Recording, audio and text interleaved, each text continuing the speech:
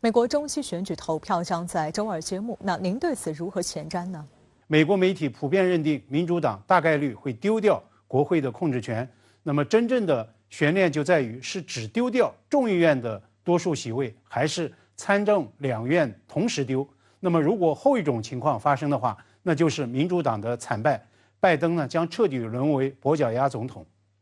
一系列的民调都在显示，民主党参众两院双输的这个可能性正在显著推高。美国中期选举啊，素来有所谓惩罚在任总统政党的潜规则，也就是说，选民会把对在任总统的不满投射到总统所在政党的候选人身上，那么导致总统所在政党的这个选举落败。今年呢，美国持续走高的通胀与拜登本人一路走低的民调，尤其放大了山姆大叔的这样一种惩罚欲。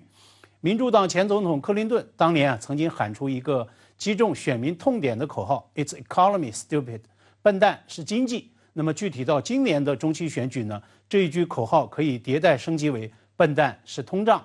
拜登近来即使把所谓美国面临民主危机的这个威胁恫吓说破天，甚至呢演起一旦共和党翻盘，自己会面临弹劾的苦情戏，但是对扭转民主党人的选情，实际上作用相当有限。《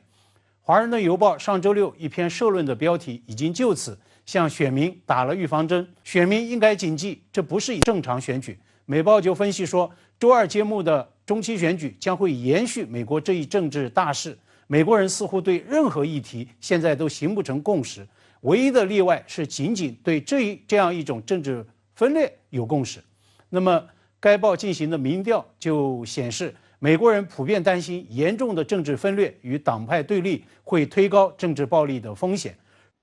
如果共和党拿下众院甚至两院控制权，那您认为这对拜登施政意味着什么？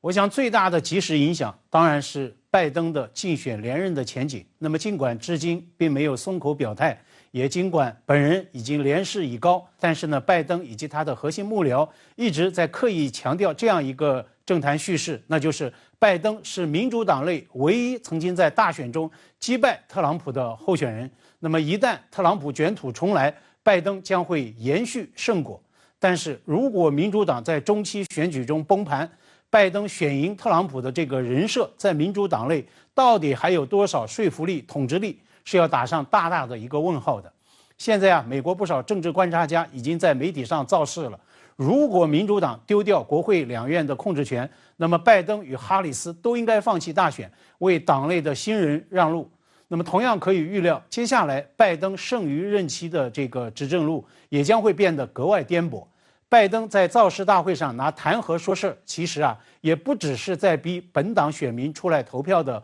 苦情戏。那么共和党极右翼的参议员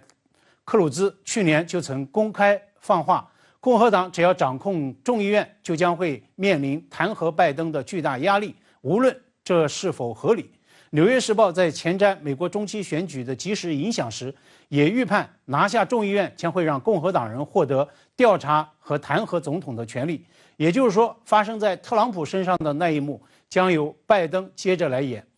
至于共和党方面，一旦胜势确认，那么特朗普回炉选总统的官宣确认将会大大提速。从中期选举前的拉票造势情况来看，特朗普即使面对各种司法调查，从海湖庄园被抄家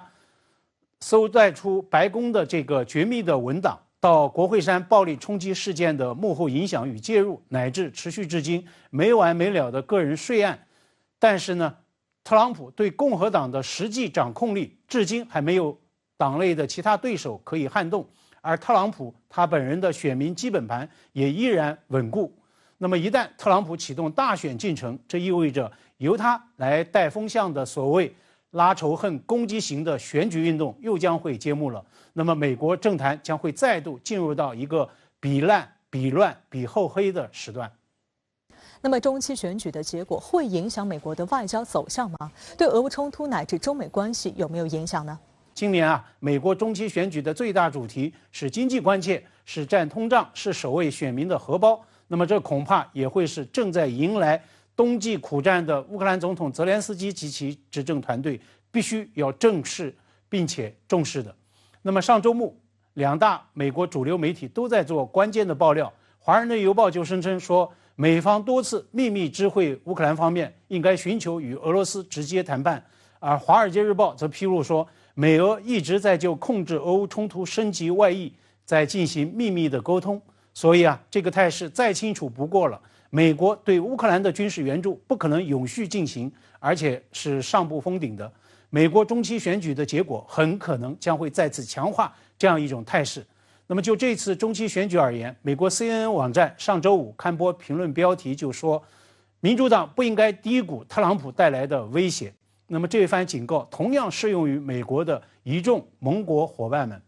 拜登上任之初首次外访选择欧洲，他到处高喊说美国回来了。当时德国媒体就曾经发问，是的，打着联盟旗号的美国现在回来了，但是美国你打算回来多久呢？现在那些个对美国抱有不切实际幻想的国家乃至地区，又在面对另一个现实挑战，高喊让美国再次伟大，把退群退约根本不当回事儿的特朗普，他现在又要回来了，那你怎么办呢？我认为这也是对以洋谋独的岛类顽固台独分子的一个严正的态势警告。好，谢谢广尧先生在线和我们分享您的观点，谢谢。